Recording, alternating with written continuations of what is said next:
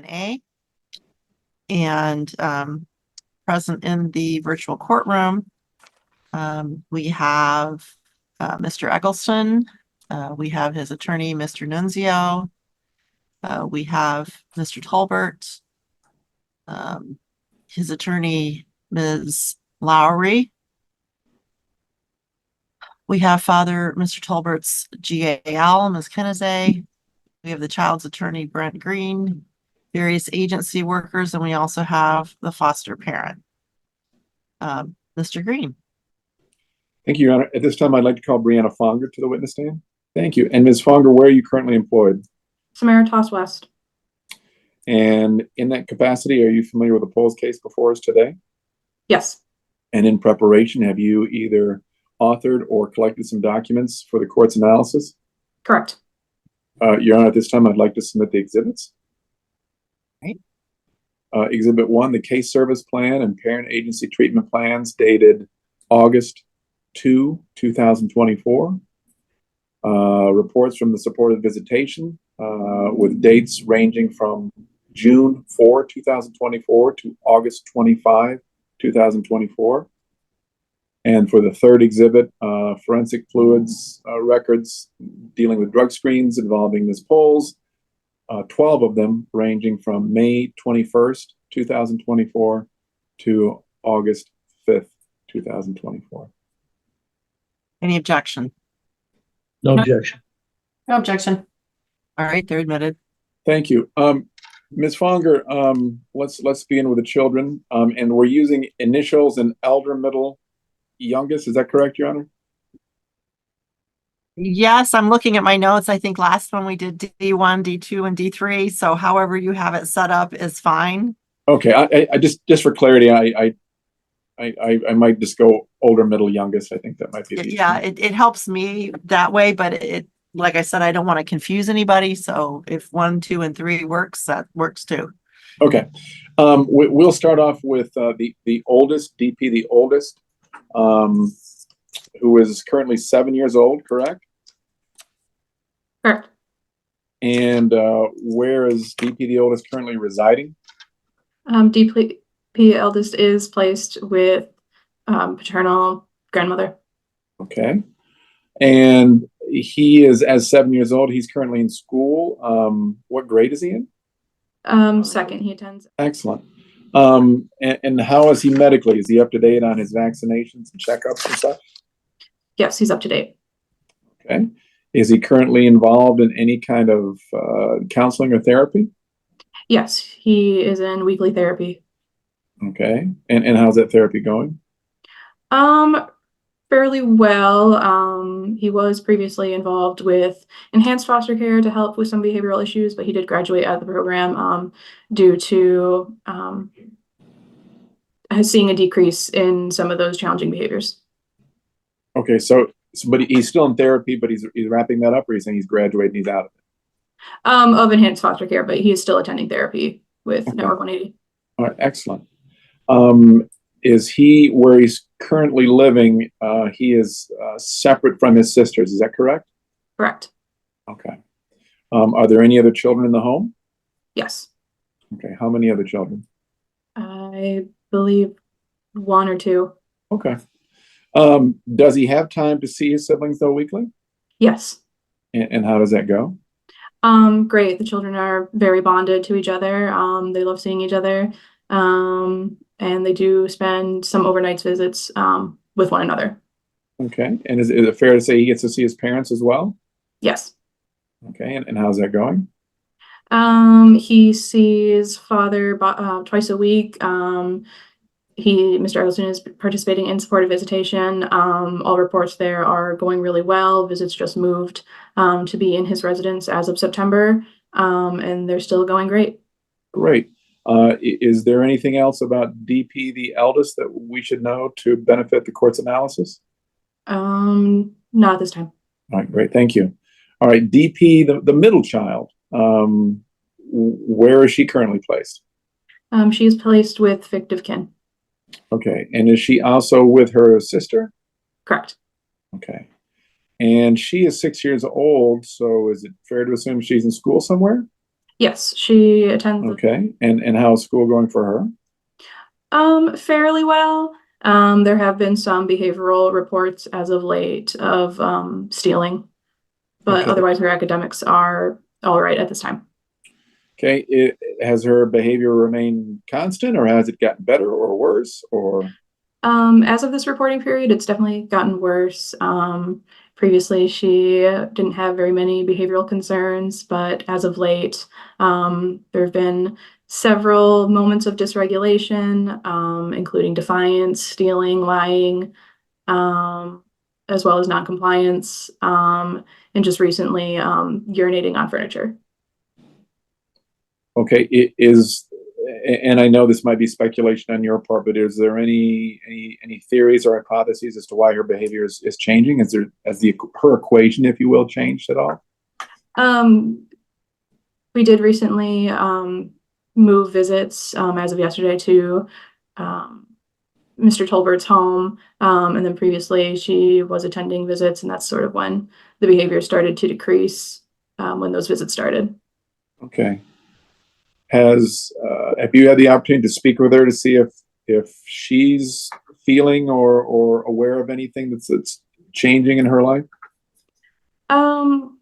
No, any moments of asking her those sort of things, she kind of shuts down and shies away, and this is sort of what we're seeing from her therapist as well, is that when we try to talk to her about some stuff that might be bothering her, she tends to shut down. Okay. Now, in terms of being medically up to date, is she medically up to date? Is she up to date in her vaccinations and had her wellness checkups and such? Yeah, she is. Okay. Is she currently in counseling or therapy? Yes, she is. And how's the counseling and therapy going? It's going all right. Like I said, previously stated, she doesn't tend to talk about most of her issues that tend to be bothering her. She's still building rapport with the therapist. She's Okay. All right, and I believe you indicated that sibling visits are happening with all the children, so I think it's fair to assume that she's attending visits. How's parenting time going for her? well with Mr. Tolbert. He has attended all of the visits this session. Supported visitation states that things are going great. And then with Miss Poles, she has not attended all the visits this reporting period due to transportation issues with her own vehicle. However, DP Middle is always very excited to talk about her mother and frequently tells me how much she loves her and looks forward to the days that she sees her. Okay, good. Anything else that we should know about DP the middle that would benefit the court's analysis? Not at this time. All right, great, thank you. And now DP the youngest, who will soon be 1. I'm sorry to interrupt, Mr. Green. If we could go back, my notes indicated that DP the middle had been previously interviewed by the CAC, and as of the last hearing, there had been no updates from Ottawa County law enforcement. So I just wanted an update on that issue. Oh, fair enough, Your Honor. I do apologize. I'm not sure what that was for. Are my notes wrong? I'm assuming there was some notes that were left out from the case transfer, but I will be sure to follow up with the previous worker on that. All right, Mr. Green, do you know anything about it? I have not received any documentation on it, Your Honor. And I've spoken with Ms. Fonger. I know there was a previous worker, and I've only spoken with Ms. Fonger. So Okay. Again, I'm new to the case, so I'm not. So somewhere between the transition of attorneys and caseworkers, it might be. Okay, well, that obviously needs to be followed up on. So, Of course, Your Honor, of course. thank you. Sorry for the interruption. The other thing is I do want to make note when I introduce the case, I neglected to mention that the CASA is present. So apologies for that, as well as the CASA supervisor. Go ahead, Mr. Green.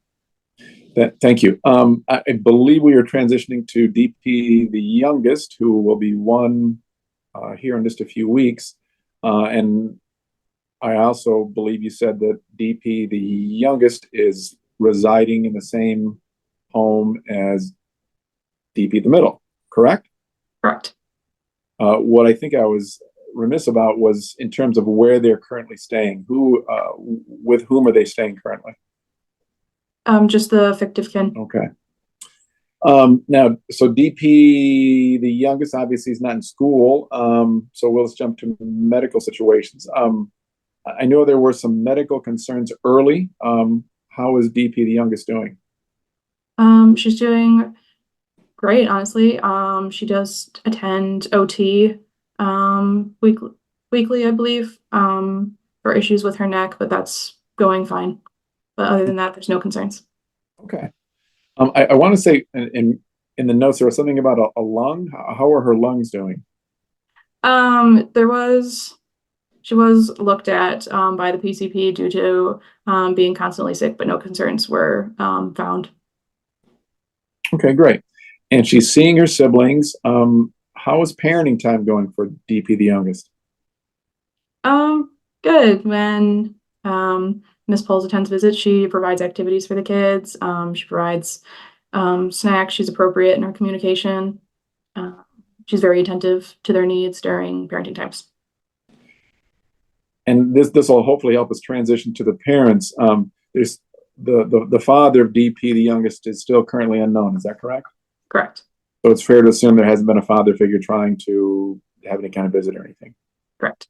Okay. All right. Thank you. Anything else about DP, the youngest, that would benefit the court in its analysis on how she's doing? Not at this time, no. All right. Thank you. Moving now to the parents, in no particular order, we'll begin with Ms. Poles. What were her barriers identified at the start of this case? Mental health as well as substance use. Okay. And we'll start with mental health. How is she doing in terms of dealing with that barrier? She attends therapy through Arbor Circle. She meets with a peer recovery coach there. All reports from Arbor Circle this reporting period have been very positive. She's attending timely, she's engaged, and appears to be benefiting from services. Okay, good. In terms of substance use, could you perhaps start with the Exhibit 3 in terms of forensic fluids and some positive tests there? How is she doing? Right, so as of 7/15, that was the last positive for methamphetamine, which is Miss Pole's drug of choice. Okay. How would you describe the impact of this on her life and her interaction with her children? I'm not sure if I got this case in August. So since then she has been clean of methamphetamine. So Okay. I can't speak on that. Okay. Has she missed any tests that she was supposed to perform for substance checks? During this reporting period, no. Yeah. Okay. But as of 8/03, she was changed over to be tested twice a week, and we have started seeing no-shows at forensic fluids for that. Okay. Does she give any explanation for why she doesn't show up? Mostly just the transportation. Okay, and let's speak to that because I think it overlaps with parenting time. In terms of parenting time, has she attended all the scheduled parenting times? No, she has not. And has she offered an explanation as to why? Mostly due to her Jeep being impounded, as well as either her own sickness or the children being sick. Okay. Has your agency extended, bus passes or alternative means of transportation to assist her in this? Yes, as of recently, we've started using lift, which is what we do also with Mr. Tolbert to assist her. Okay. And how's that working out? Fine at this moment. Okay. How many parenting times has she missed? As this during the reporting period, she missed 11. 11. Okay. When she makes it to parenting time, how do those go? They go really well. The kids are very excited to see her, and they love interacting with her. She's not afraid to play with them. She brings them activities, things to do. She's very engaged. Okay. And right now she's doing supervised visits only, correct? Correct. And at this time, do you think that's appropriate? Correct. Okay. Are there any other concerns in terms of housing or anything else? Not a concern, more of a strength that she did find more permanent housing that she will be moving to soon, that has 3 bedrooms and is appropriate for reunification. Okay.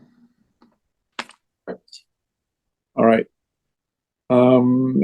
Anything else about Ms. Poles that would benefit the court in its analysis? Not at this time. Okay. Let's move on then to Mr. Eggleston. What were his barriers? Just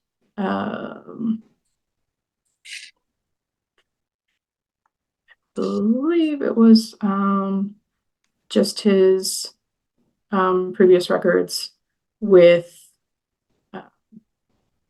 due to his probation. Okay.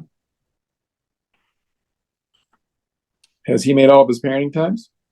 Yes, he has. Okay. And how are those parenting times going? They're going really well. Supportive visitation always gives back very great reports. DP eldest is very excited to spend time with Mr. Eggleston and visits. Did just recently move to his own residence, which is appropriate. And there have been no concerns about that? No. Okay. Are there any other services in which Mr. Eggleston is engaged? He is complying with the terms of his probation at this time.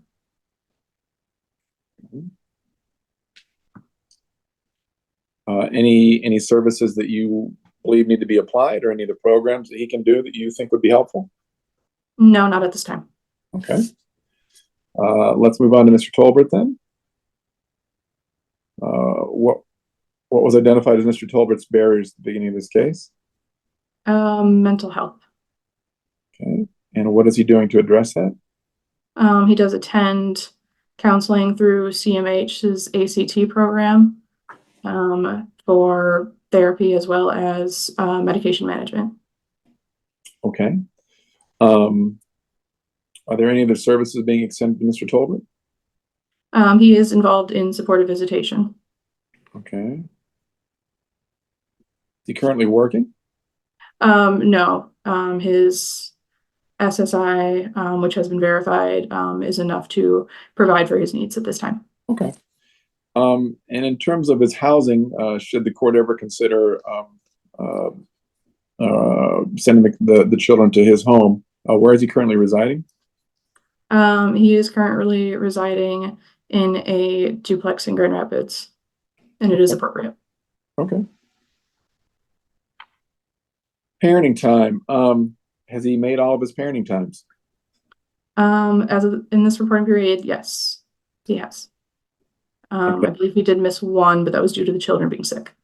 Okay. And are his parenting times supervised as well? Correct.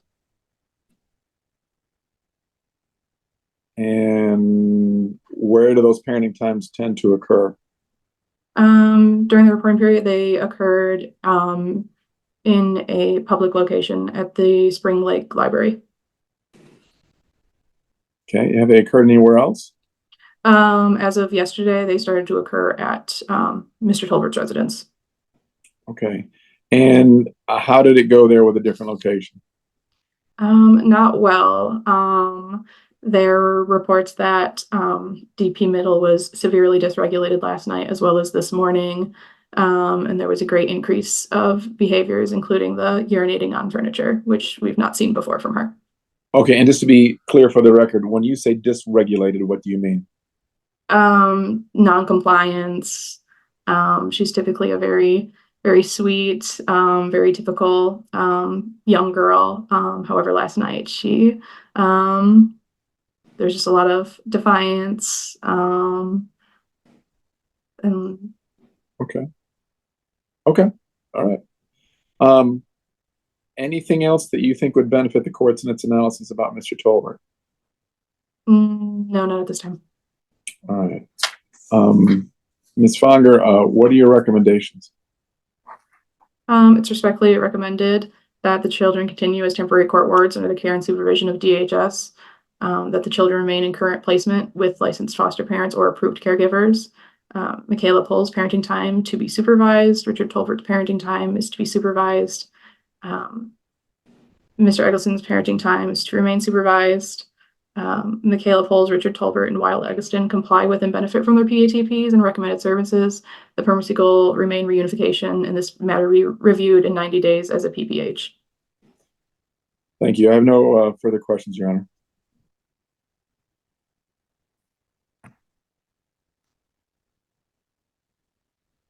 Thank you. Ms. Cardenas. Thank you. When did you take the case over? I took the case over August 9th. Okay. So anything within the case service plan is not reflected from any contacts that you've had, correct? Correct. That was not authored by me. It was authored by the previous worker. Okay. And I don't show that we have any update, addendum, anything from whatever the case service plan last contact was August 1st.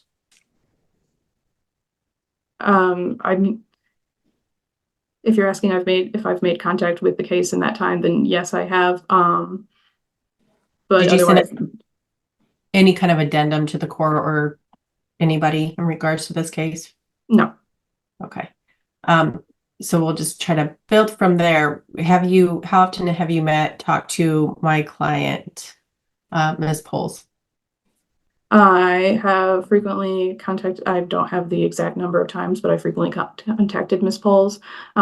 She does reach out to the agency on occasion for transportation, to either services or parenting times or to drug screens, as well as I did have 2 home visits with her monthly as the standard, to discuss case progress and go over PATPs. Okay, so she's been compliant with everything you've requested of her? Other than the missed drug screens, yes. Okay, let's talk about the drug screens. So all the drug screens that you have received, I think again, the last one we have turned in was received August 5th, but they've all been negative for anything besides they've all been negative since July 15th for methamphetamine, which is the drug of concern, correct? Correct. There are positive levels for amphetamines, but that's expected from her Adderall prescription, correct? Correct. Okay. You're saying she's missing drug screens. When was she switched to 2 times a week? That was August 2nd. Okay. And that was changed from once a week to twice a week, is that correct? Correct. Okay. And why did that occur from once a week to twice a week? The previous caseworker instated that after receiving reports that Ms. Poles may have thought that she could sort of get around the system, I suppose, by being screened weekly. If you're screened weekly, then you're not going to be screened till the next week. So you could potentially use the day after and then be clean by the next week. Okay. And is that correct that can happen? Or does it build up in your system just like the Adderall would? No, I don't believe. I believe methamphetamine is pretty quick out of your system. Okay.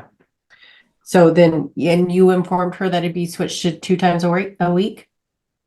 I assume the last caseworker did, but yes, she was aware that it was twice a week since I took over. Okay. And then you said that she's been missing, but how many has she missed? In this reporting period, it would have only been once, because I believe this reporting period was till August 4th or 5th. However, since then, there's been several. She's continuing to screen about weekly at this point instead of twice a week. Okay. Have you discussed this with her? Yes, I have. Just for the record, because I think that testimony was confusing, could you give us the dates that she missed?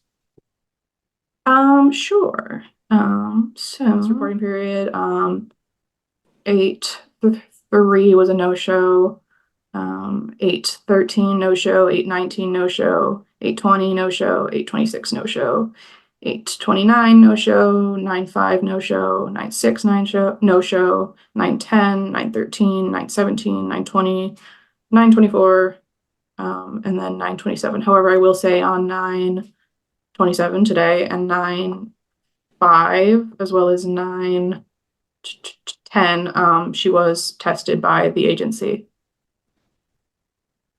which is compliant with the once a week, but not twice a week. Okay, so she was tested on 9/5, 9/10, 9/27. So it's the other dates where she's missed. Correct. Okay. And on those dates that she missed, has she told you why she's missed them? Mostly transportation issues. Okay. And so did she call in and then call you to say she doesn't have transportation that day or what? On occasion, on the days where it was no show, but she still tested, was the days that she contacted me. But those were the only days that she contacted me asking for assistance with to be dropped.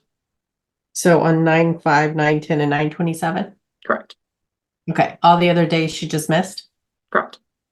Okay. And you'll follow up, just given that she thought it was once a week, you haven't told her specifically yourself that it's twice a week. You were relying on the previous caseworker to do that?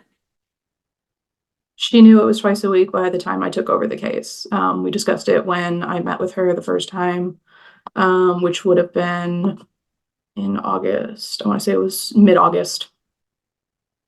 Okay. So you're positive she's aware it's twice a week? Correct. Okay. How would she get to those drug screens? Previously, she had her own transportation. If she needed bus passes, she could request those from the agency. Otherwise, her mental health services, as well as the her housing services, the WICA also offer transportation assistance, which she's also utilized in the past. Okay. But you know that she no longer has her own transportation, correct? Correct. So she would have to utilize something else, like Correct. the mental health or the YWCA? Okay. You said you'd offer bus passes. Is that even an option for her to get to from where she lives to get to do her drug screens? I'm not aware of the bus schedule. It could be. And if it is, then she can absolutely apply for bus passes through the agency. Well, you said you offered bus passes, and so I'm asking for offering bus passes. Is that even an option for her to get there from where she is? I don't know. You don't what? I don't know. Oh, okay. So will you look into that? Yeah. Okay. And then you mentioned something about offering Lyft. Is Lyft available to her if she can't make it to a drug screen due to, transportation? I would need to check in with my supervisor. I don't have that kind of access to the agency's funds like that. Okay. So basically you're saying at this point, if she's going to make it to the drug screen, she needs to somehow find a ride. Correct. Have you offered her your gas cards? Yes. But Okay. at this time, she doesn't have a vehicle, Right. but she has had them in the past. I would say, can she offer the gas cards to other people to give her rides? Yeah, I think that'd be appropriate. Okay. But you haven't given her that option. No, not at this time. Okay.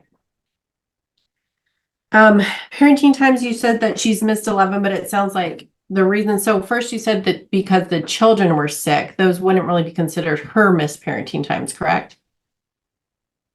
I mean, they'd be considered missed because they didn't occur, but that's a valid reason to miss.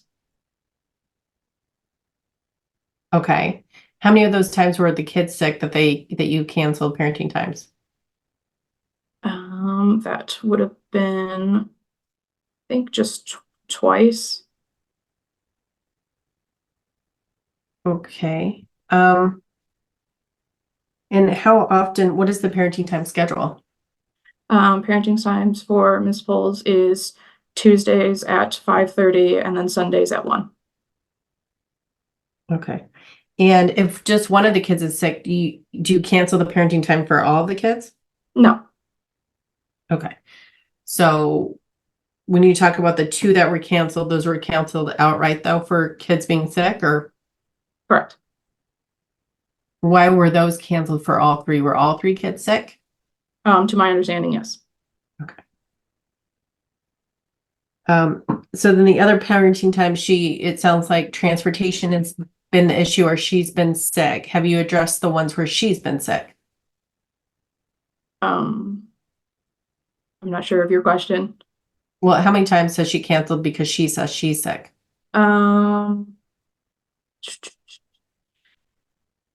In the reporting period, I'm not sure, but as of currently, I believe 1. Okay. So then the rest of the times it's due to transportation issues? Correct. However, I would just like to state that the missed times sort of took, they became more present in June prior to her Jeep being impounded. I'm sorry, I don't understand. What did you just say? So Miss Pole's Jeep was impounded in July. However, visits sort of started to take a decline in attendance in June. Okay.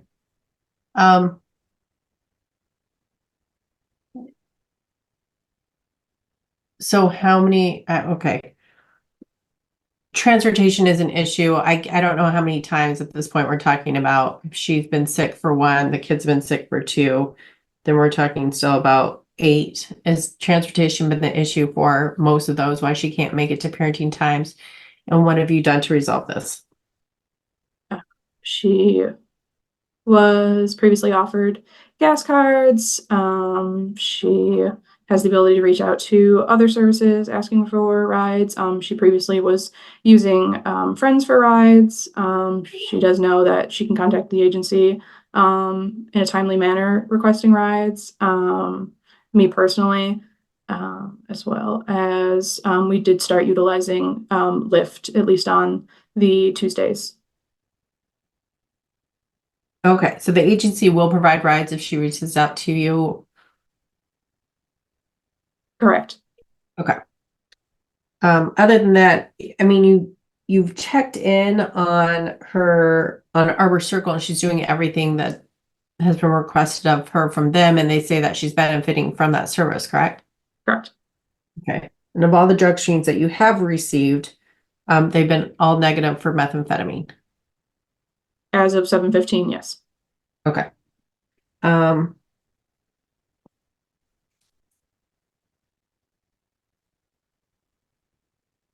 right, thank you. You're gonna have no more questions.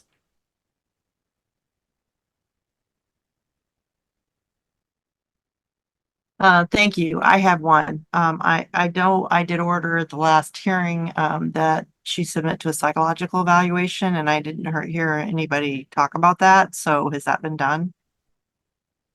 I did not hear anything about a psych eval. I did hear that there was talk of inpatient though, and she did go see Network 180 for a substance abuse screen, and they deemed that the service she's in for substance abuse are appropriate at this time. She does not need inpatient. But I will follow up on a psych eval. Just gonna double check my order because I'm looking at my notes. Paragraph 30 of the June 11th order orders that Ms. Poles submit to a psychological evaluation. So if that has not been done, that referral needs to be made. Of course. Ms. Cardenas, any follow up to that question? No, Your Honor. All right, thank you.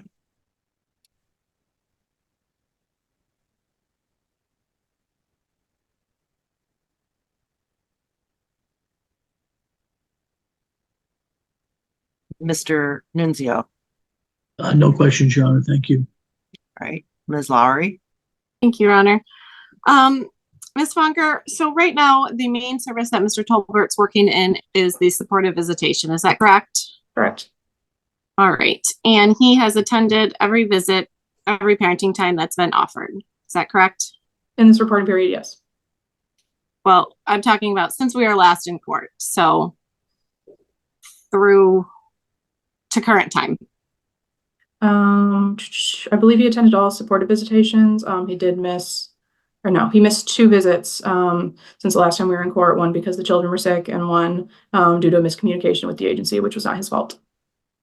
Okay, so every visit that he can attend, he has attended consistently for DP middle. Correct. Correct. All right. And mental health, he's maintained that service for a long time with Ottawa, or with community mental health. Is that correct? Correct. All right. So as far as your reports regarding Dahlia and her behaviors, who is giving you this information? The placement as well as the therapist. Okay. So you haven't talked to the school about any of these behaviors? No, not at this time. Okay. Can you verify with her teacher if they're seeing the same behaviors that are being reported to you by foster parents? Sure. Yes. All right. And I believe that you also mentioned that, so Ms. Poles has missed 11 visits. Could this have an impact on DP middle? Yes. Okay. And did you speak with the supervisor at the visit yesterday that was at Mr. Talbert's home, the person who was supervising the visit? Yes, I did. And what did they report? They reported that Mr. Tolbert was very appropriate with the children. No behavioral concerns occurred where redirection would have been needed.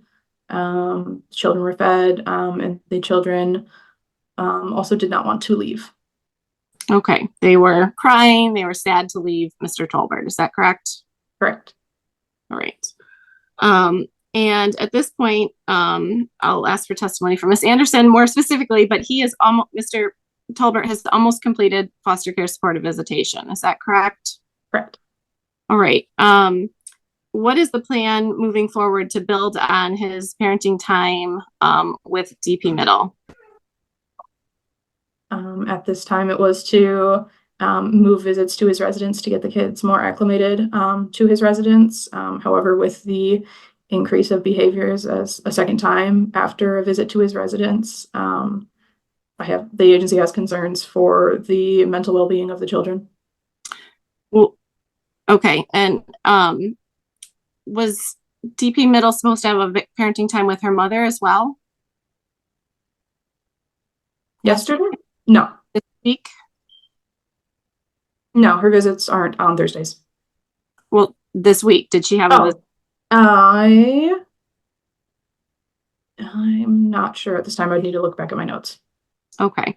So I'm just concerned about where you're getting your information for in regards to the behaviors and so forth. Because it sounds like you're getting different reports. Things are going great. And the agency professionals are telling you what a good job Mr. Tolbert's doing and how happy the children are and settled and crying when they leave. And then you are receiving a very different report from foster parents. Would you agree?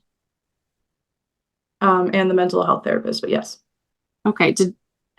And we've talked about trying to involve Mr. Tolbert in DP Middle's mental health treatment. Is that correct? Correct. And has the agency tried to connect him with that service provider so that he can see if there's anything he can do to support her? Yes, he was provided with the therapist number. Did you tell him that he can call her and he can get updates from her? I would have to look back at my text. I believe I told him that that was the number for his child's therapist. Okay, but it was probably maybe not made very clear what the expectations were by providing that number. Would you agree? All right. Well, Mr. Talbot has followed through with everything that the agency has asked of him since this case started. Is that correct? Yes. All right. So there's no reason to think that he wouldn't do something if you're asking him to follow through with the mental health provider. All right, we'll move on.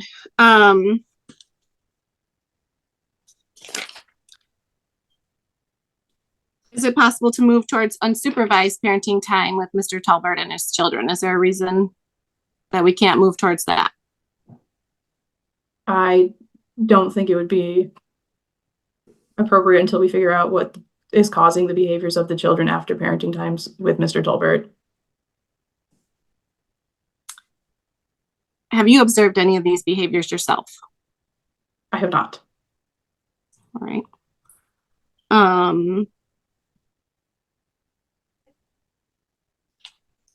Could it be that DP Middle is upset that she's not with her father more often or with her brother? Could that also be the reason that she's having these behaviors? I think that's a possibility. I think there's several possibilities that could be the cause of behaviors at this time, though. So how does the agency intend to determine what is causing the behaviors?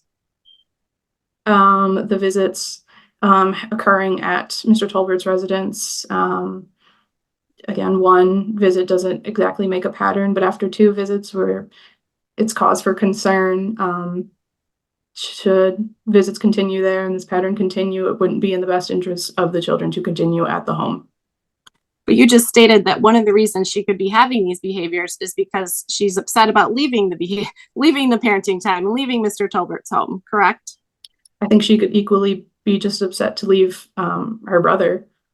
I think, again, there's many different possibilities of what it could be. All right. So that doesn't, but your answer then is just to not move forward with building on his progress and supportive visitation and his treatment plan and parenting time consistency. He would still have visits. They would just be at a public location, since those behaviors don't typically occur at public locations. It's just when we move to the home that these behaviors occur. All right. Will you follow up with the school and see what behaviors they're seeing and provide me with the information of the teacher for DP Middle? Yes. Thank you. Mr. Tolbert's home is appropriate? Correct. This is a home that the children could be returned to? Correct. The child, I'm sorry, DP Middle. And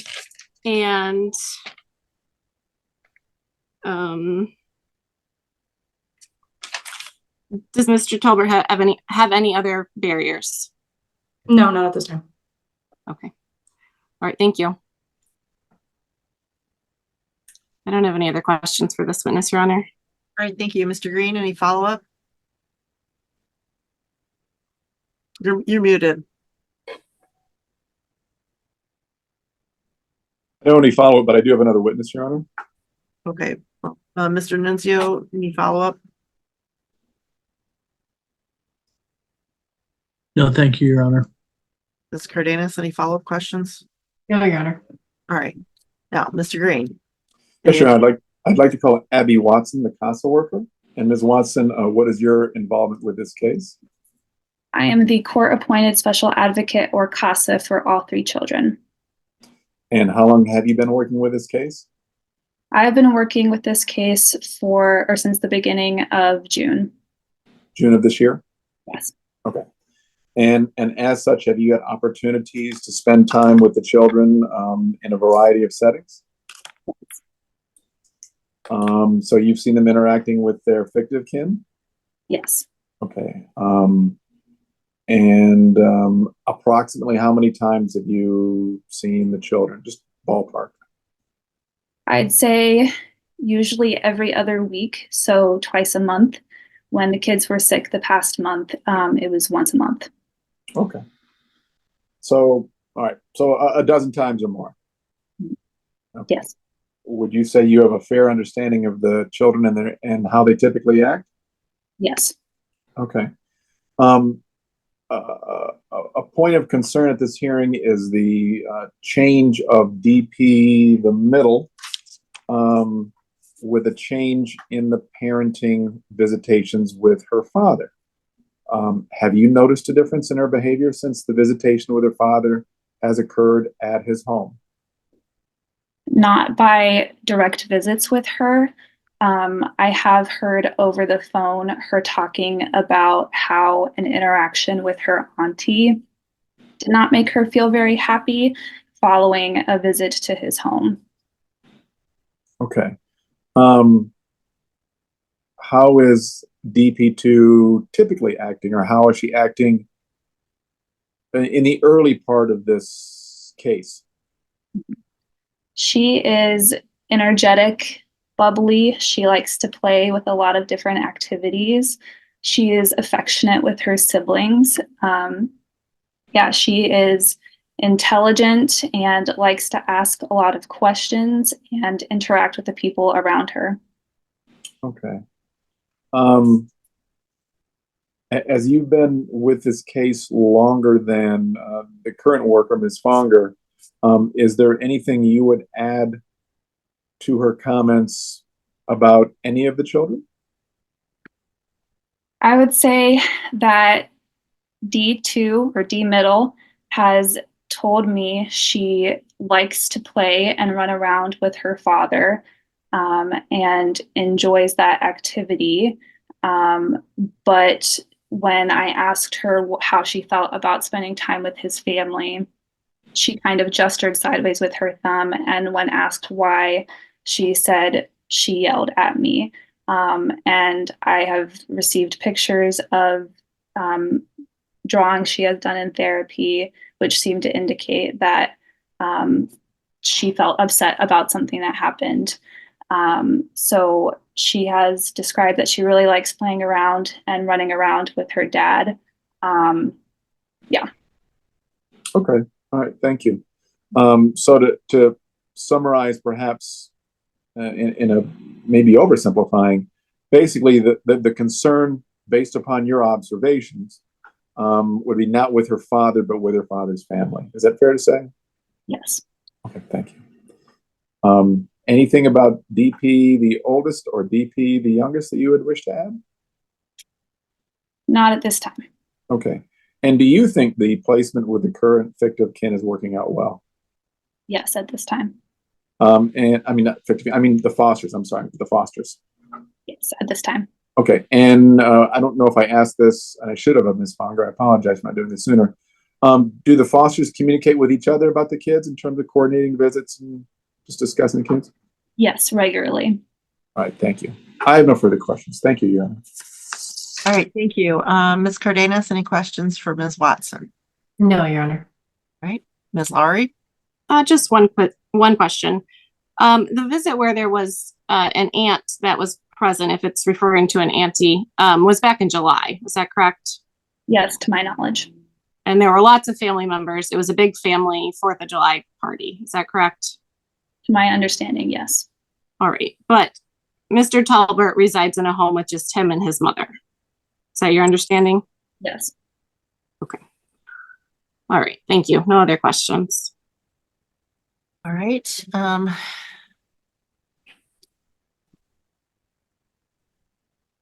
Mr. Nunzio, No, thank you, Your Honor. thank you. Any additional witnesses, Mr. Green? No additional witnesses, Your Honor. I was remiss, though. I do have one tiny bit of follow-up with Ms. Watson. All right, go ahead.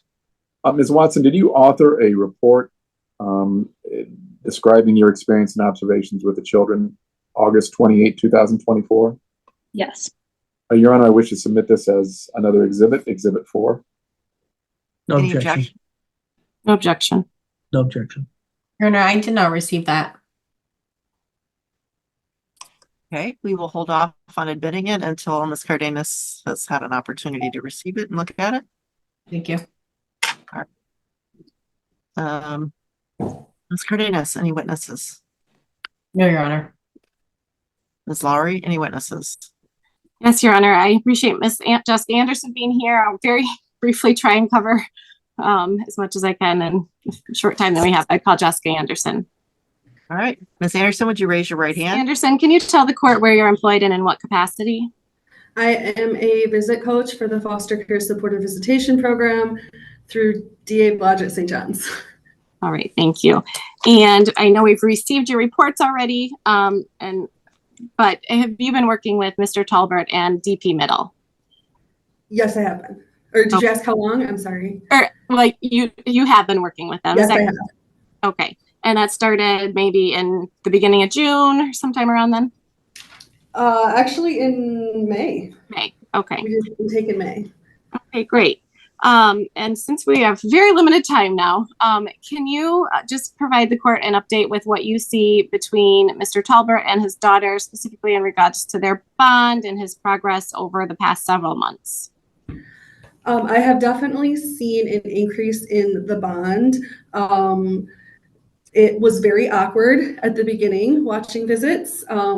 They were strangers, and she would ask, throughout the last 15 meetings that we've had, they have slowly become a lot more bonded, to the point where, like, at week 10, she was leaning up and cuddling with him.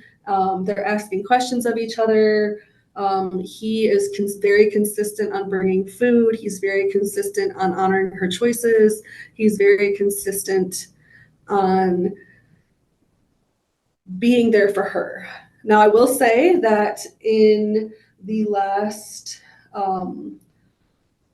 since the beginning of September, so within the last month, we have shifted things, and she is now visiting with both. So Mr. Tilbert is visiting with both his son that is on another case and with DL2 or DP2, sorry. And that has brought up some challenges, just parenting two children with different needs. And we're at the Spring Lake Library, and one child wants to play outside and one child wants to play at the play area, and he's learning how to navigate that. We had 2 visits that were a little rocky. Some of the identified needs that I came up with that were from week 13 and week 14, which you guys might not have received those reports yet, but you will. But redirecting, de-escalating situations, trying to be proactive about de-escalating situations, and setting boundaries, negotiation, compromise. Those are needs that I've come up with. And I will say at this most recent one, so on the week 15, which was this last Tuesday, he did a really good job of following the plans that we had, redirecting appropriately, engaging with both children, but also allowing age-appropriate play. So he's been doing very good at that. Thank you. And he has, I think you said he's engaged with the program, giving thoughtful responses, giving his best effort, and really doing everything that he can. Would you agree to try and build that bond and have placement and parenting over DP2? Yes. Okay. He's very open to learning. Thank you. And since you've been working with them in May or June, have you seen any of the behaviors that you've heard described today? Actually, yes. In the week 14, which was not this last Tuesday, but the Tuesday before, we did see some, like there was a bowl of candy that was sitting out, and she took one and he was like, hey, that is for the people who are going to vote or whatever, which it was an open dish of candy sitting in the lobby of the library. And she took one, and then he tried to redirect her, but this is really his first time having to redirect her with like, hey, no, I set a boundary. And it didn't go as we would have wanted, where the next time she went to the bathroom, she snuck another little piece of candy. And it actually happened 3 times within that time. So that actually did happen. And she was very silly during that visit, which it should also be noted that was the first time that I've seen any conflict between, like sibling conflict between her and her brother, and where her brother was upset with her and she overheard her brother being mad at her. And so it's also something to just note that also happened during that visit. Sure. So there's a lot of different things going on with DP2. Do you see her be sad when she has to leave Mr. Talbert? Yes. I will note that at this last visit, Mom's visit was right after, and she was not as upset as she has been at other times. She was very excited to see her mother. Sure. Okay. Thank you very much. I appreciate I know you give very detailed notes, which we have some of those, and hopefully we'll get the rest soon. Oh, well, one last question. Where is Mr. Talbert at in his progress of completing your program? He has completed 15 weeks in the 18-week program. So he, with week 18 being discharged, so he only has 2 more weeks of lessons and visits that we are going to have to complete. Okay. Thank you very much. All right, thank you, Mr. Green. Any questions for Ms. Anderson? No questions, Your Honor. All right, Ms. Cardenas? I have none, Your Honor. All right. Mr. Nunzio? No, thank you, Your Honor. All right. Ms. Lowry, any further witnesses? No, Your Honor. Thank you. All right. And Mr. Nunzio, any witnesses? No, thank you, Your Honor. All right. Statements, Mr. Green. Yes, Your Honor, I support the recommendations and the efforts of Ms. Fonger. I also wish to express my gratitude towards Ms. Watson, who does a very admirable job in terms of working with them. I have seen the children. We went to a Kennel Hills playground, and I was able to see the children, and also able to speak with the foster parents, whom I will also give my praise to. I think that I want to put a very fine point on this. My comments and questions are not with Mr. Talbert, who seems to be doing a pretty good job. However, based upon statements and observations from numerous persons, I do have some questions and concerns about members of his family, as I believe they might be having an impact on DP2. So I just have some great concerns about that, and trust the caseworker, Ms. Fonger, with their decisions on that. Thank you, Your Honor. All right. Thank you. Ms. Cardenas? Thank you. And Your Honor, I do have the custody report. I filed it incorrectly, and so I'm fine if we want to admit that it's exhibit number 4. I'd have no objection to that. All right. It's admitted. Thank you. And I do support the recommendations. However, I guess I would ask for supervised or unsupervised at the discretion of the agency in regards to parenting times. It sounds like all the parents are actually making steps forward, doing what they need to do.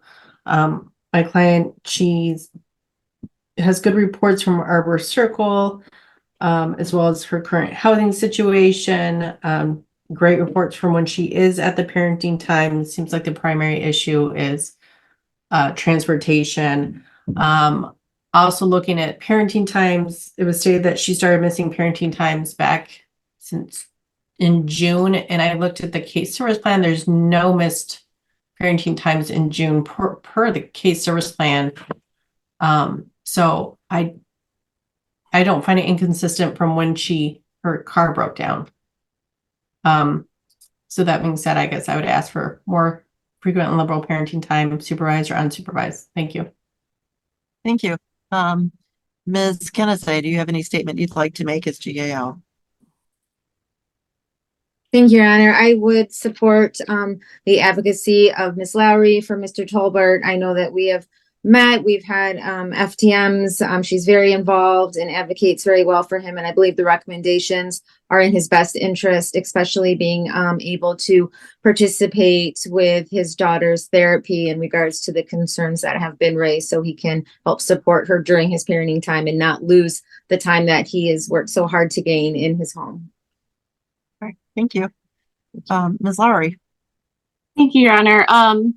Overall, I think the recommendations are appropriate. I definitely think I would ask the court to consider unsupervised parenting time for Mr. Tolbert, because he is making progress. He has been consistent. He has done everything that's been asked of him, and continues to do that, even though hurdles keep being put in front of him and we're not really sure where they come from. We're working with different workers, which has been difficult to adjust to, and getting all the right information to the right people.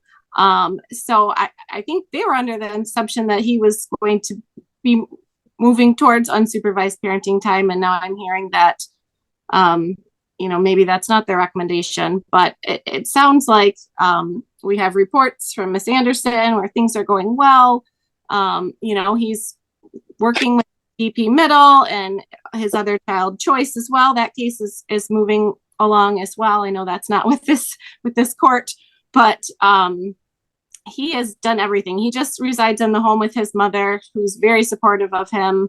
And I'm not sure where these concerns come from. I think that a lot of things are being reported and then just reported back. And I would ask that the agency go and speak to the schools and verify information that's coming out, and maybe consider the impact overall of all of the things that are going on in DP Middle's life and the circumstances and her reactions, versus just making a decision that it must be because of one parenting time visit in the home. She's been to the home before, and I just kind of find that to be ridiculous. So I would ask that the court order unsupervised parenting time for Mr. Tolbert, so that as he completes the supportive visitation program here in the next 3 weeks, we can continue to build on that relationship and that bond and towards permanence. Thank you. Great, thank you. Mr. Nunzio, statement. Yes, thank you, Your Honor. I think Wyatt Eggleston is doing a great job. We're proud of his success. He's been working hard, and we'd ask the court certainly to consider supervised parenting time. I know he's on probation right now.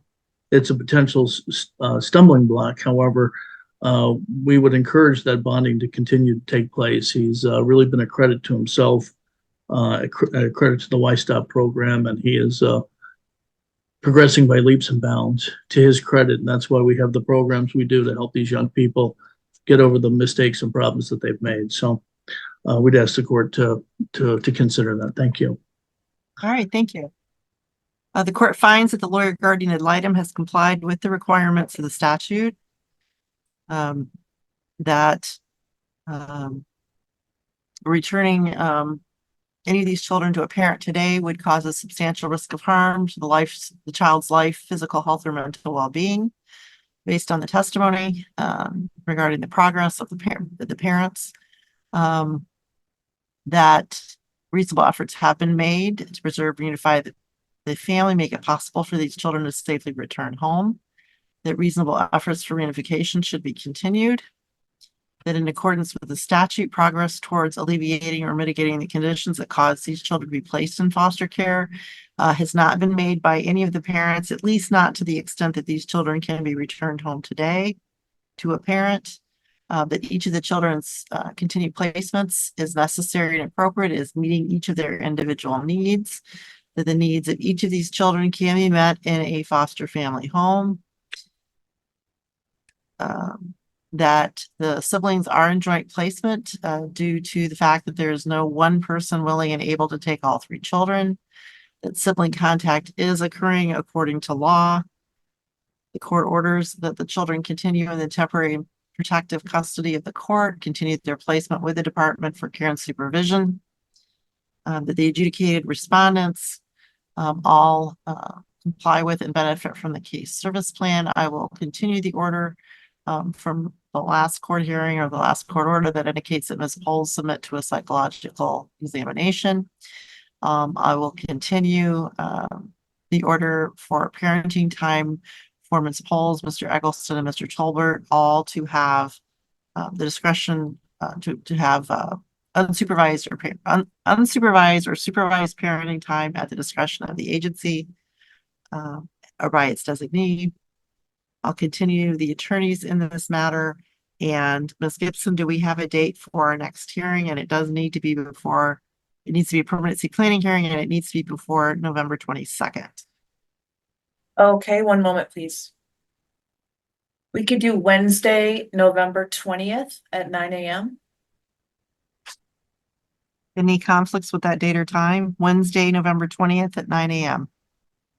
I actually already have 2 9 a.m.s at that time, Okay. Are you able to do 10 a.m.? and I have 1 10 a.m. till How about- 10:30. How about 11? I can do 11. 11 to 12. Can everyone else do 11? That works for me. All right.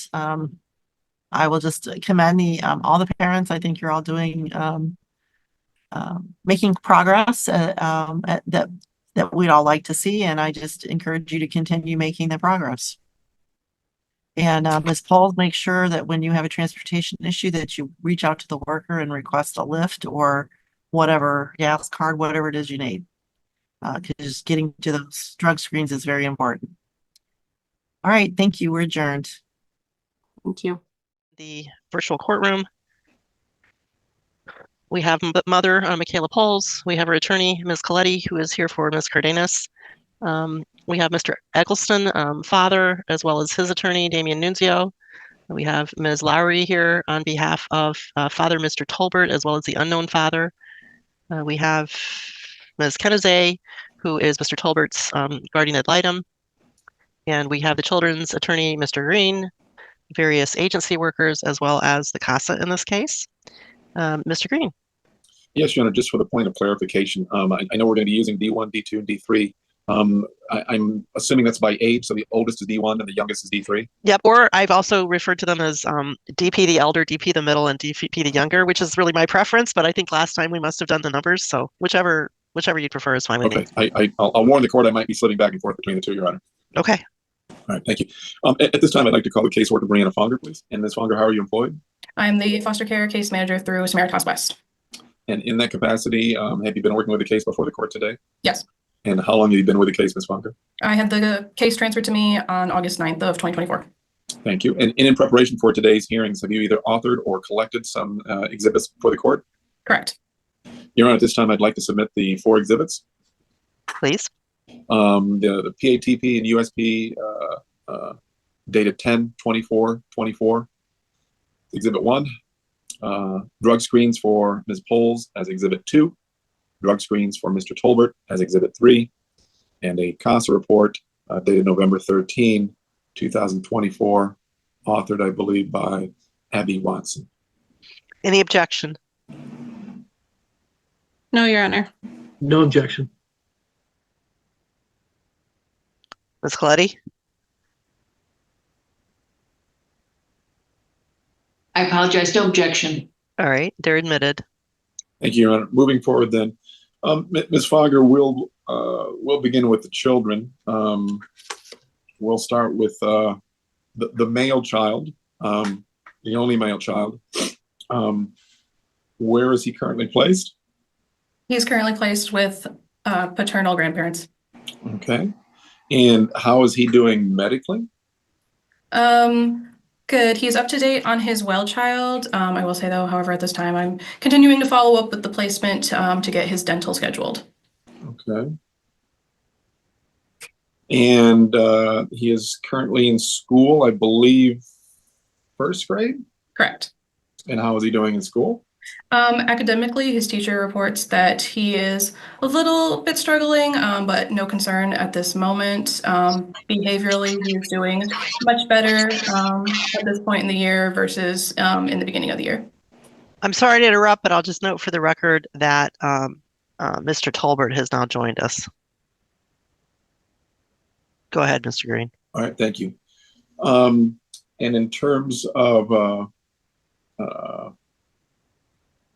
placement, you feel the placement is appropriate? Yes.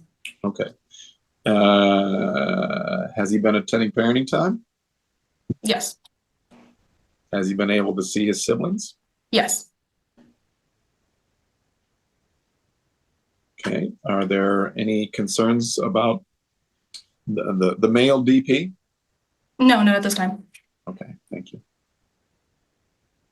Moving on to the elder of the two female children, and both are placed where? With fictive kin. Okay. And now with the elder, how is she doing medically? She is up to date on both well child, dental, and immunizations. Okay. And how is she doing academically? Her teacher reports academically. Again, she's a little bit behind, but no concern at this moment. Behaviorally, the teacher notes that she's a rather sad child. She tends to have more behaviors on Tuesdays and Thursdays. Is there anything to which you or the teacher would attribute those behaviors on those days? Tuesdays and Thursdays are parenting times. Okay. I know there were some concerns I believe you expressed the last hearing. Would you say those behaviors are increasing, decreasing, or about the same? About the same. Okay. Are those being addressed in any kind of therapy or counseling? Yes, she does attend weekly counseling through Pine Rest with Carly Dahan. At this time, the therapist continues to try and build rapport with DP Middle. She tends to shut down when the therapist mentions her mother or father.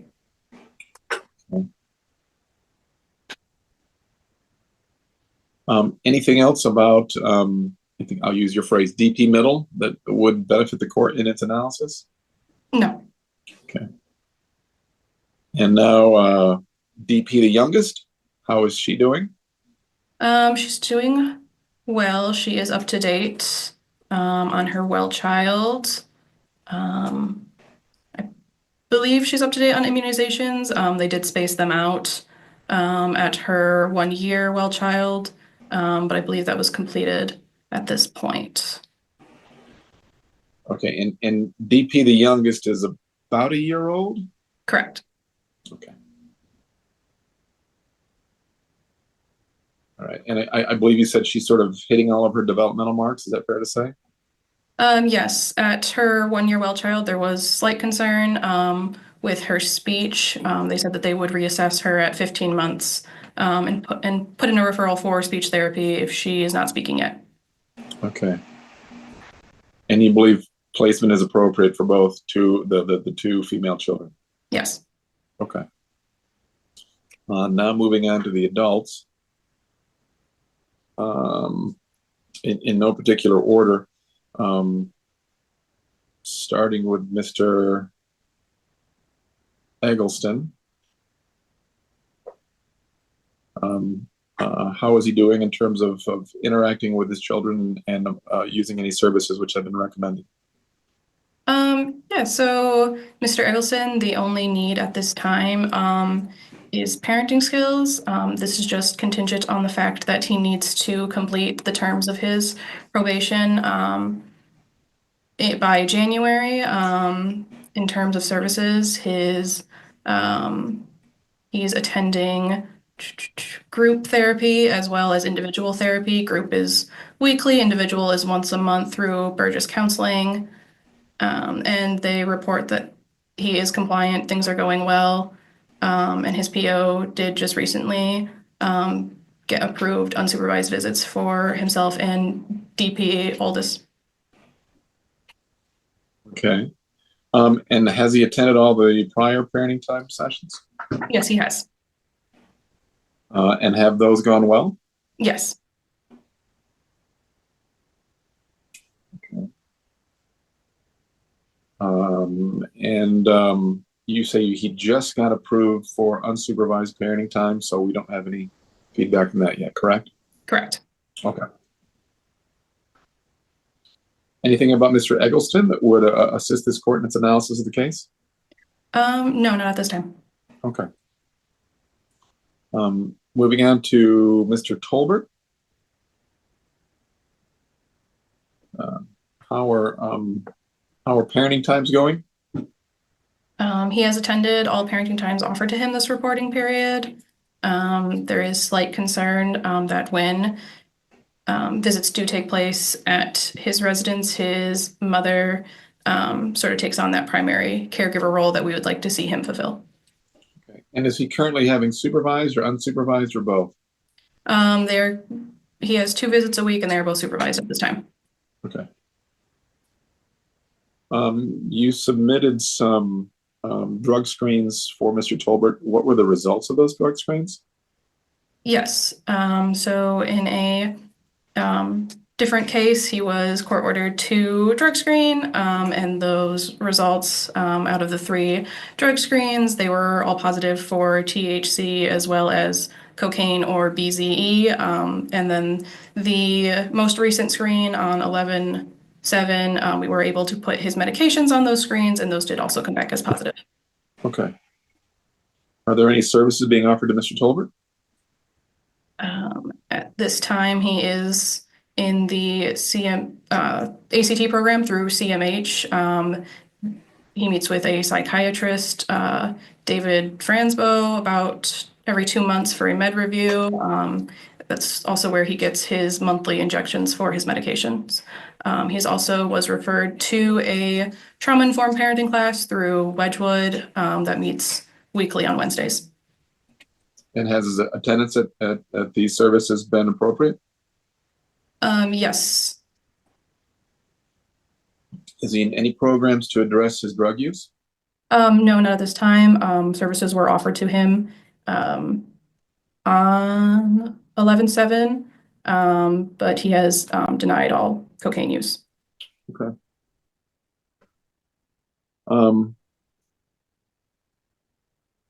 Let's move on to Ms. Bowles. How are parenting times going for Ms. Bowles?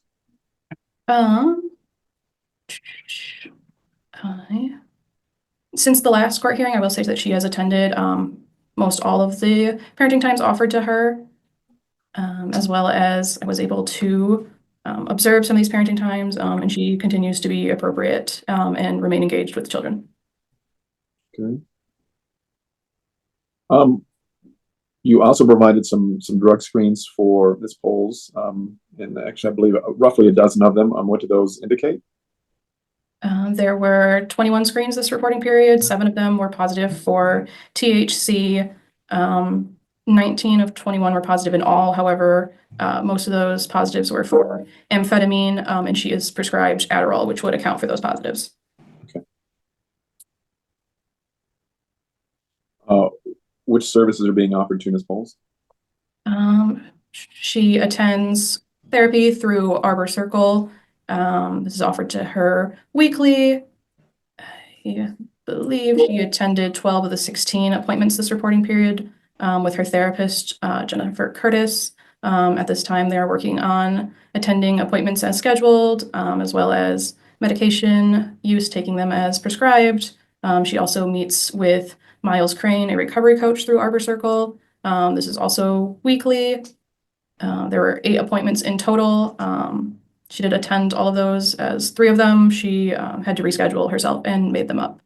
Additionally, she is also, she did complete a psych eval through Pine Rest Street Reach. They outsourced it to SSA. As well as she does get housing through the Y. Okay. You mentioned the psych eval. I don't believe due to the recency of that, that has not been submitted for the court at this time. Is that correct? Correct. Okay. Will we be seeing that in the future? Yes. Great. Thank you so much. And while we're on the subject of Ms. Bowles, I believe that she's currently in a relationship with a David Killinger or Killinger. Is that correct? Potentially, Ms. Bowles has not very been forthcoming with her relationship status with Mr. Killinger. Based upon your observations and those of others at your agency, have you reason to believe they have been engaged in a romantic relationship of some kind? Yes. Okay.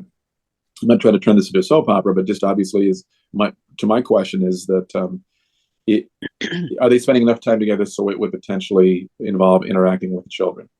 Yes. Okay. Has there been any kind of check or vetting to see if he is an appropriate adult to be interacting with the children?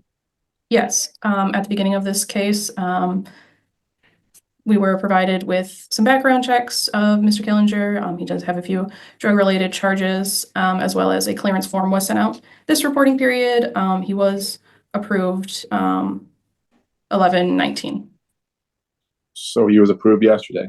Correct. Okay. Are there any concerns from this background check related to, perhaps first and foremost, any charges that relate to children or domestic violence? No. Okay. But you say there are some drug-related charges from the past? Correct. Okay. To the best of your knowledge, is he currently on parole or probation for any charges? Not that I'm aware of. Okay. And again, based upon your observations and such, are they currently or have they recently been cohabitating? So again, I'm curious about interaction with the children. Is he there in the place where Ms. Poles is residing? That is likely, yes. Okay, you say that's likely. Why do you say that? Mr. Killinger's mode of transportation is a bicycle. It's been spotted by both myself and the previous caseworker at her residence. He's been seen leaving her residence as the caseworker is either leaving the residence or showing up to the residence. However, his address is for Holland. Okay.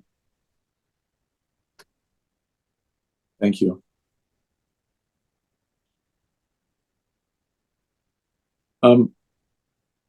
Ms. Funger, before I get to some other questions, are there any things which the court should be aware of, which I have not brought out through my questioning? I don't believe so. Okay. As this is a permanency planning hearing, let me ask you a few fairly specific questions here. What were the initial barriers which brought this case before the court? Those would be substance use and emotional stability. Okay. Have those barriers been rectified? Not at this time. Ms. Poles has been clean from her substance abuse, methamphetamine, for 4 months, but the agency does look for sobriety for about 6 months before they will consider that no longer a barrier. Okay. Do you believe the children should be returned home today? No. Okay. If they were returned home, do you believe there would be a substantial risk of harm? Yes.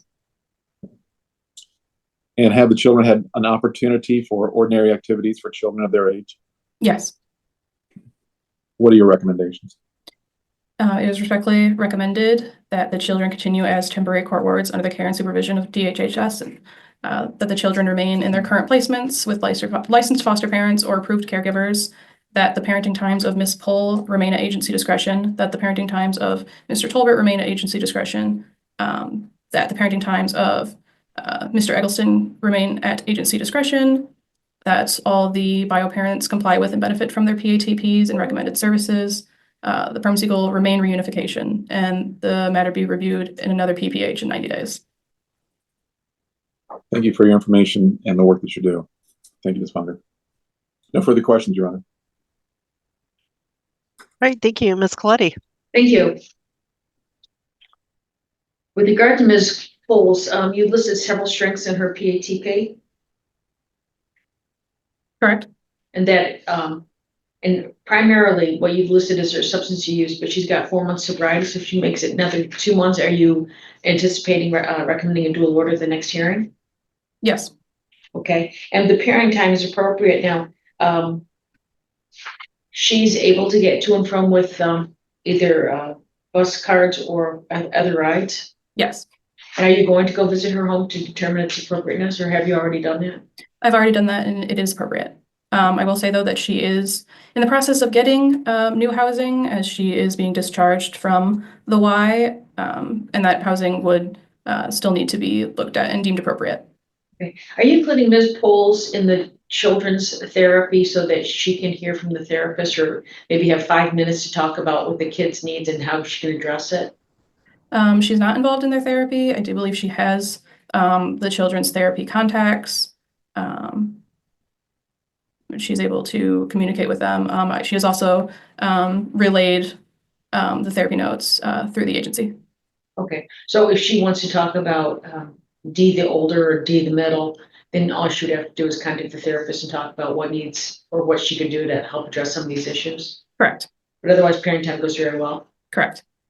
Thank you. I have no other questions. Thank you. Laurie. Thank you. All right. Mr. Tolbert completed the foster care supportive visitation, is that correct? Yes, he did. And that was a successful completion? Correct. Did the agency receive the termination report from that? Yes.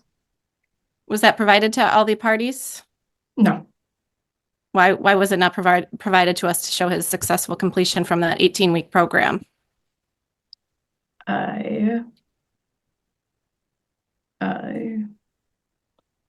I'm sorry, I must have forgotten it and all the things, but yes, he did complete it, and he did pass. Well, that would be important to see since it was a long program that he's invested in, and it gives kind of final remarks and insight from his supportive visitation coach. Correct? Correct. All right, you can provide that to everybody today? Yes. All right.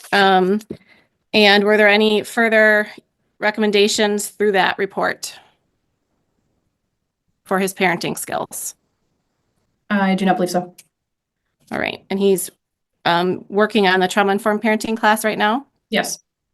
And he's attending that as required? Yes.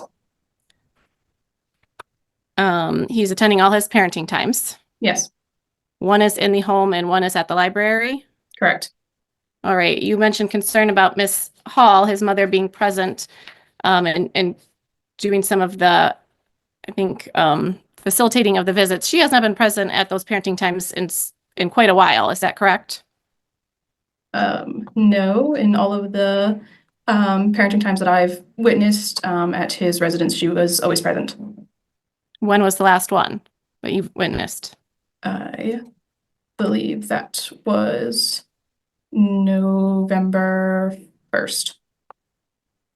And then when it was asked for her not to be present, she's not been attending them. Is that correct?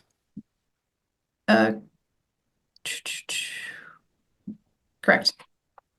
Okay, so that situation has been rectified. And how's he doing during those parenting times? I know they're supervised. At moments he's very engaged with the children.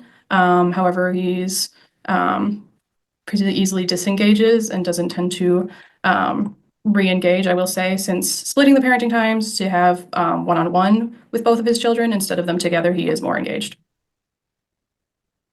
Can you be more specific? Because that's not what I'm reading in the reports as far as his parenting time. I'm reading that he's bringing food, he's talking to the kids about school, he's playing with them when they're at the library. You're saying words like engaged and disengaged. I need more specifics.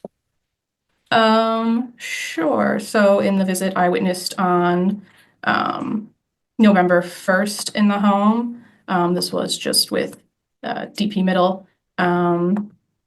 She would go off and play a video game, and for most of the session, it was just her sort of alone playing a video game in the room, as well as with the food. He did start to get her something to eat. She said she didn't want it, and then Miss Hall made her food, and he did not re-engage until she asked to go play a video game, and he set it up for her, and then she was off doing her own thing for most of the session. Would you agree that that's not what most of the other parenting times look like?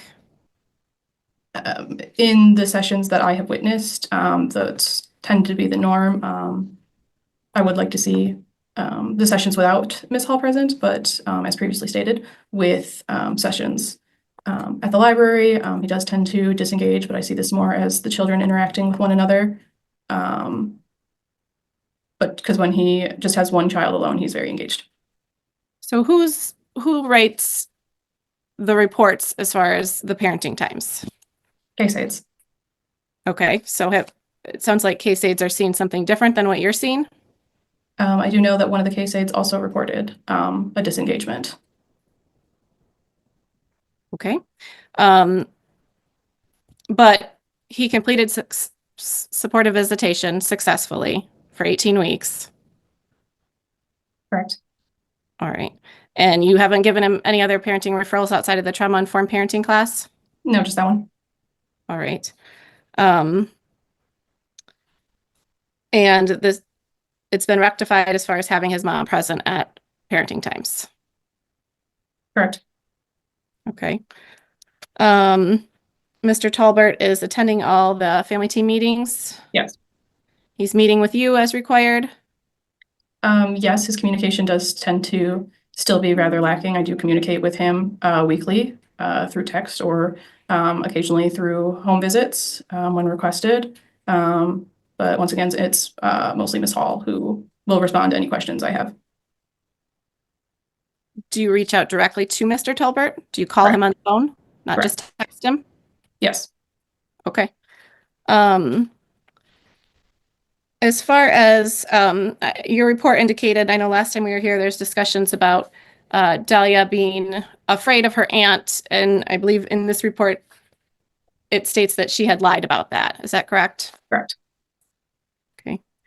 And in the report, you asked Dahlia, I believe it's you, it says the caseworker, what she thought about Mr. Talbert, and she said he was awesome. Correct. And you asked her what she thought about his family too. Are those normal questions that you ask kids? Dahlia's DP middle's age? Yes. All right. And you asked her if she'd like to stay with her father. Is that an appropriate question for a child when the court's going to make determinations on placement? I recall I asked her how she would feel about spending extended time at his house. And her response was no, because she was worried about DP youngest. Okay. All right. Mr. Talbert is engaged with CMH, the ACT program, which addresses his emotional stability. Is that correct? Correct.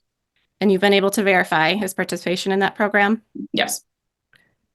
And he's compliant with all medication appointments and injection medications? Yes. And there's been no concern about his emotional stability? No.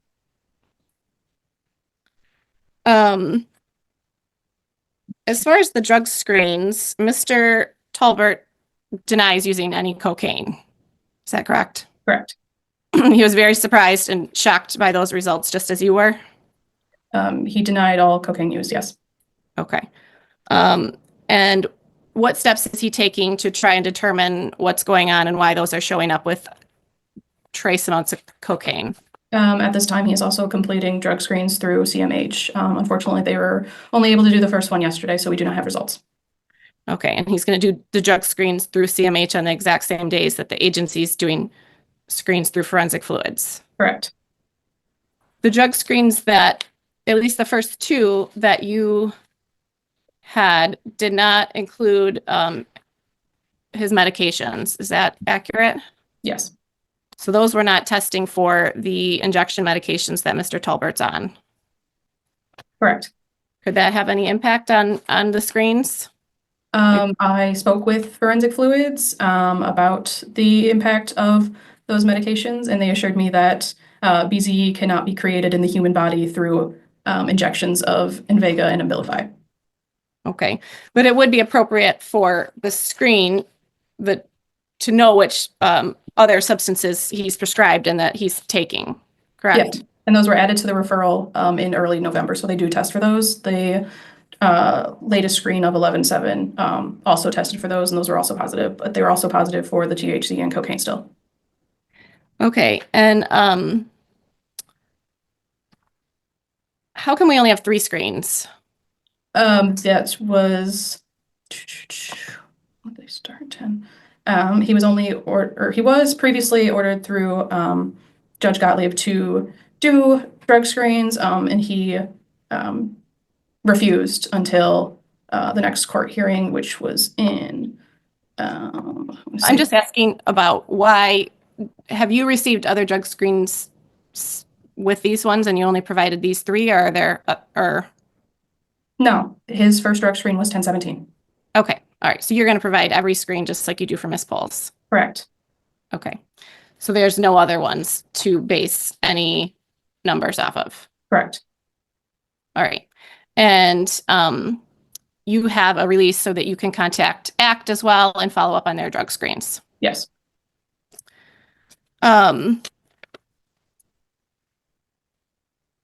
So if and these are scheduled screens, right? He screens before parenting times. These are not surprise drug screens. Correct. So he's willingly screening every time you ask him, even though he knows there's trace amounts of cocaine showing up right now. Yes. All right. And has it been addressed with him? He does admit to marijuana use. Is that correct? Correct. To discuss and determine where his marijuana is coming from and if that could be a cause, a contributing cause? That was discussed with him at one of the November home visits. I did ask him several times where he bought his weed.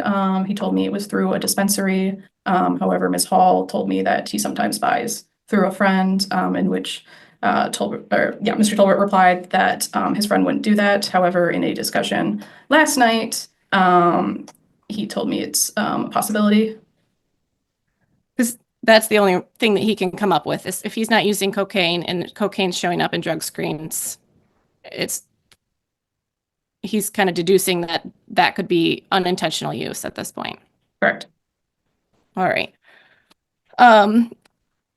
So as far as any referrals for substance use has not been an issue, and he's not, but going forward, if you want to assist with any services just to address marijuana use, is that something that the agency can do? Yes, services were offered to him in early November with the light of the BZE in the drug screens, and he never responded. Okay, well, if Mr. Talbert's not admitting to using any cocaine, can you address the services for the marijuana use? Yes. Okay, all right. And then if he would like to participate in services for that, he can. Correct? Correct. All right.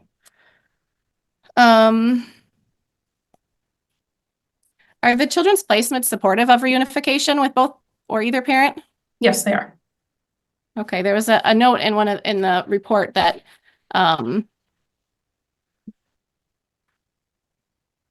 seemed to indicate that they were I find it off the top of my head, skeptical of the impact that Mr. Talbot and his family has on the children. Yes, at the start of this reporting period, they were, but since they have communicated with each other, I do believe that the placements at this time are very supportive and understanding of the bio parents and their progress at this point. What is the plan for parenting time going forward for Mr. Talbert? In light of the substance abuse issues with cocaine, this was at this time the only barrier preventing unsupervised visits at this point. Okay, so if you're able to see some negative screens, you'll go back to looking at unsupervised parenting time? Correct. All right. And otherwise, Mr. Talbert's home is appropriate? Yes. And does he have any other barriers? No, not at this time.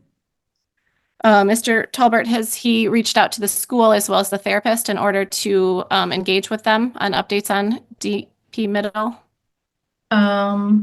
I have not heard from him if he has done so or not. I've also not heard from the services if he has done so or not.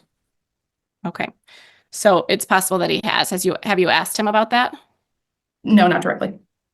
All right, well, that was something that the agency wanted him to do, correct? Correct.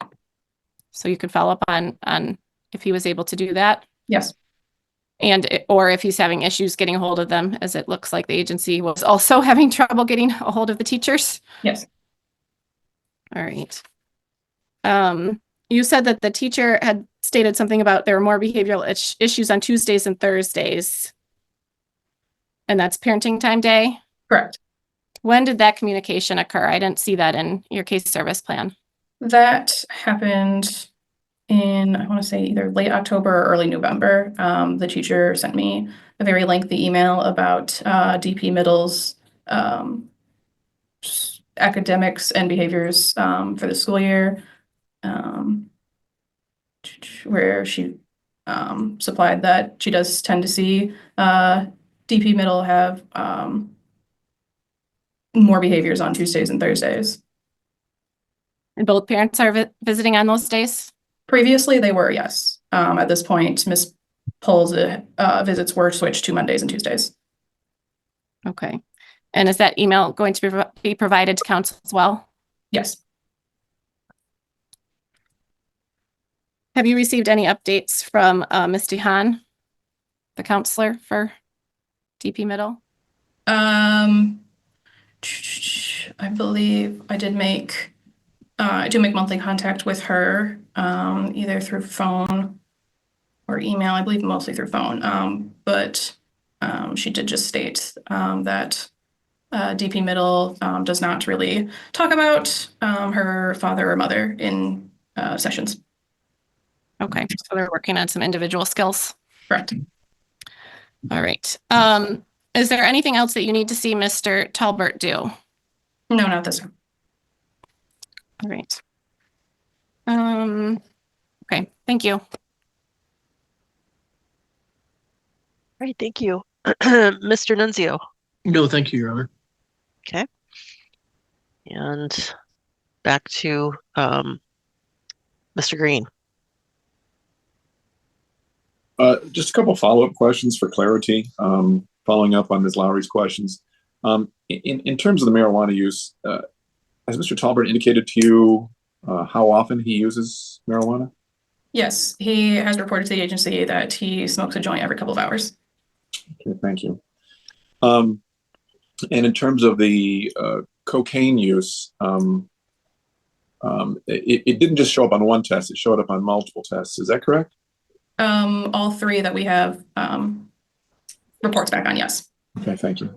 I have no further questions from Ms. Fonger. Thank you. Thank you. Ms. Coletti, any follow-up? No, thank you, Your Honor. Okay. Ms. Lowry, any follow-up? No, Your Honor. Mr. Nunzio, any follow-up? No, thank you. All right. Any additional witnesses, Mr. Green? No, Your Honor, thank you. Ms. Coletti? No, Your Honor, thank you. Ms. Lowry? No, Your Honor. Mr. Nunzio? No, thank you. All right. Statements, Mr. Green? Yes, first, I have met with the children. We had to, because of schedules, we had to do it over Zoom, but I did check in with them and ask them how school was going and the important questions like their favorite breakfast cereal. Just for the record, Lucky Charms still seems to be very popular. Just delightful kids, truly. I agree with the recommendation, Your Honor, and I certainly applaud Ms. Sibley and Ms. Eggleston for their efforts. They're doing a tremendous work. I'm pleased that there's been some progress by the involved parties. I do have some concerns, obviously, about the continued use for substances, as I think, obviously, that can have a direct or indirect impact upon the children. I'm hopeful that housing works out for Ms. Poles as she's looking at changing housing. I'm confident it will, but I'm curious about how we'll go with that. I do have some concerns, Your Honor, about the interaction of Mr. Killinger. I know he's not a respondent here, but obviously anytime an adult begins to interact with the children, even though they may not have a record of any kind of child abuse or anything like that, I think these kids have been through a lot. And if there was any way that, Mr. Killinger could just be deeply vetted in terms of he's got a criminal history of drug use, if he could be screened just a couple times. I'm not saying I'm going. I think that would be good. Some random screens. And then finally, ending on a very positive note, I certainly applaud the efforts of caseworker Ms. Fonger and the CASA worker, Ms. Watson, both of whom have done just a yeoman's job with this case. Thank you, Your Honor. Thank you. Ms. Coletti? Thank you, Your Honor. On behalf of Ms. Poles, I think she's made excellent progress this reporting period. And given the recommendation that if she maintains her sobriety for another 2 months, at the next hearing, Ms. Funger will be recommending dual order. I would ask, Your Honor, that you enter the dual order today, so that KRP can be put in at 60 days, and so that if Ms. Poles continues her progress, that we can get these children returned home sooner rather than later. Thank you. All right, thank you. Ms. Lowry. Thank you, Your Honor. Well, Mr. Tolbert continues to be compliant. He's participating in all services. He's doing the drug screens as requested and obviously was very concerned. He's just completed foster care supportive visitation. His home is appropriate. Parenting times are going well. And then, now we have these drug screens. So he's taken upon himself. He's gotten in touch with his mental health providers. They are going to be screening him as well on the same days, so we can just make sure that it's not a forensic fluids issue. As we know, we've had issues before, things in the past. It looks like maybe one of the independent variables is a change in where he has been receiving his marijuana, so that hopefully is going to change immediately, as well as maybe looking at marijuana use as well. But he's bonding with his daughter. Things are going well. I don't know, Ms. Fungers, I think, seems to have a negative perception of Mr. Tolbert. Her reports as far as visits are very different from what I read in the report. And we weren't even provided with the supportive visitation successful completion report, which I think would be very helpful and very positive for everybody to read about how Mr. Tolbert did. Those are very detailed reports. It's an 18-week program. It's a service provider that's working with him consistently every week. So I don't know why we weren't given that. But hopefully we will be able to see that and see how he's doing or see how he did with that. There's no recommendations for anything further than completing the trauma-informed parenting class, which he is doing right now. And so I think we're in a good position to move towards expanding parenting time for him. And he, like I said, these screens are scheduled. These aren't surprise screens. He's taking the screens and hopefully we can see something different, because he does not admit to any cocaine use. And so that's just something we're going to have to take care of here going forward. But otherwise, he's doing everything that he needs to do. As soon as the issue with his mother being at parenting times was brought up, she has no longer been at the parenting times. I reported that things are going really well. Thank you. Mr. Nunzio. Thank you. Wyatt is doing well. He has been responsive, and he's progressing as he has from the very beginning. And his consistency throughout, I think, demonstrates his sincerity regarding not reoffending and obviously towards reunification. It's certainly a benchmark, but foremost, it is a forecast of things to come for Wyatt. And I'm extremely proud of how he's done well within the system. And it's been since day one, since he's gotten the help that he needed. So we're proud of him, and we're hoping for the best. Thank you. Thank you. Ms. Kennedy. Thank you, Your Honor. I would state that I believe Ms. Lowry continues to do an amazing job advocating for Mr. Tolbert. She's very involved in his services with the agency, his contact with the agency. She stays in touch with him, with me. We have meetings to discuss. And I believe Mr. Tolbert is aware of the expectations. I think he is also doing very well, recognizing that he's working on his bond with his daughter. I don't think enough credit is given to the continuation that he has done throughout this case to grow that bond and to be involved in her life. I support the recommendations as they continue to be in his best interest. Thank you, Your Honor. All right. Thank you. The court finds that the lawyer guardian ad litem has complied with the requirements of the statute. That returning any of these children to any parent today would cause a substantial risk of harm to their life, physical health, or mental well-being. That these children should not be returned to a parent today. However, the agency should not initiate proceedings to terminate parental rights to any of these children due to the fact that all of the parents involved in this case are making progress. That reasonable efforts have been made to preserve and reunify the family, make it possible for these children to safely return home, that those reasonable efforts for reunification should be continued, That in accordance with the statute, progress towards alleviating or mitigating the conditions that cause these children to be placed or remain in temporary foster care has not been made by any of the parents. That just means I can't return these children home today. That the continued placement of each of these children is necessary and appropriate and is meeting each of their individual needs. That the needs of each of these children can be met in a foster family home. That reasonable efforts have been made to finalize the court-approved permanency plan of return to a parent. That permanency planning goal continues to be appropriate. That the department foster home or institutional placement has followed the reasonable, prudent parenting standard, and that these children have had regular opportunities to engage in age or developmentally appropriate activities. The siblings are not in joint placement because there was no one available, able, or willing to take all three of them. The sibling contact is occurring according to law. The court orders that the children continue in the protective and temporary custody of this court, continuing their placement with the Department for Care and Supervision. That the adjudicated respondents comply with and benefit from the case service plan. Ms. Poles has completed her psychological testing, so I'll remove that order. The parenting time of all three parents is at the discretion of the agency. Continue the attorneys in this matter, and we will set a permanency planning hearing for 60 days from now. Hopefully, Ms. Poles will have reached her 6 months of sobriety at that point, and we can look at reunification or a dual order at that point. Mr. Talbert, impressed with the successful completion of the parenting class. Please keep doing what you're doing. Be careful where you're getting your THC from, and please continue to engage with any services that are being offered to you. Mr. Eggleston, same to you. I'm very impressed with your progress.